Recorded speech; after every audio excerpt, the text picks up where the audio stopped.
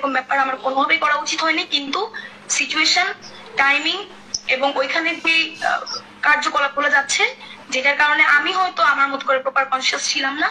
আমার নিজেরও একটা ভেতরকার অ্যাঙ্গার ছিল, মনে ওখানে প্রত্যেকটা মেয়েরই ছিল। আমি তার জন্য বাংলাদেশ আর্মির কাছে আন্তরিকভাবে দুঃখিত, এবং যে ক্যাপ্টেন ছিলেন তাকে আমি অলরেডি খুঁজছি। আমি আপনাদেরকে এইটুকু বলতে পারি যে আমি তাকে পেলে বা আমি তাকে পেয়ে তার কাছে ক্ষমা চেয়ে আসবো। আপনি আপনার নাম কি? আশিক।